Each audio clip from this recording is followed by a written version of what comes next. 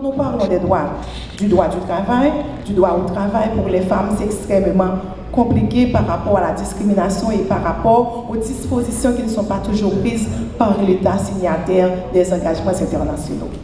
Il y a le droit au logement, le droit à un niveau de vie décent, le droit à une pension si on est âgé ou handicapé, les droits culturels qui se réfèrent au droit de s'exprimer, d'être éduqué dans sa langue, de pratiquer sa religion, de vivre selon ses coutumes et ses traditions, si ces coutumes et traditions ne consistent pas un obstacle à l'application des droits des femmes. Quand nous avons parlé des générations de droits, nous devons mettre l'accent, et nous avons mis l'accent de toute façon, sur les principales conventions et engagements qui sont pris au niveau des droits des femmes.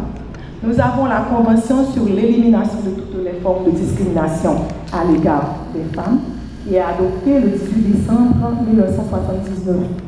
Ça, on peut dire que c'est une référence en matière des droits des femmes parce que toutes les catégories de femmes, tous les pays, tout ce qui peut constituer des obstacles à l'épanouissement de la femme, à l'exercice de ses droits en tant que citoyenne ont été prises en compte. Donc nous avons l'habitude de dire que c'est une convention onusienne. Et à cette convention, il y a aussi la convention Belém do Pará qui est prise au niveau de l'OEA. Donc c'est la Convention interaméricaine pour la prévention, la sanction et l'éradication de la violence contre les femmes. On l'appelle Convention Belém do Pará. C'était en 1996. Mis à part les engagements, mis à part les différentes choses qui ont été prises, les différents engagements, les différentes conventions, nous avons aussi les engagements internationaux. Dans les engagements internationaux, vous allez voir qu'il y a non seulement au niveau des droits civils et politiques, mais nous avons aussi au niveau du droit du travail, les conventions 100, les conventions 111, les conventions 156 de l'OIT sur le traitement et l'égalité salariale. Un homme, une femme, vous faites le même travail, sans discrimination aucune, on a une obligation et elle est incontournable de donner le même salaire, le même traitement. Et nous avons déjà parlé du pacte relatif aux droits économiques, sociaux et culturels.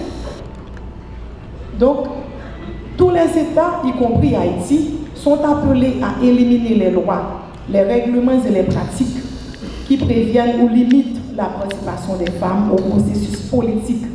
Il est instamment demandé aux États de renforcer la participation politique des femmes, d'accélérer la réalisation de l'égalité entre les hommes et les femmes, de promouvoir et de protéger les droits fondamentaux des femmes.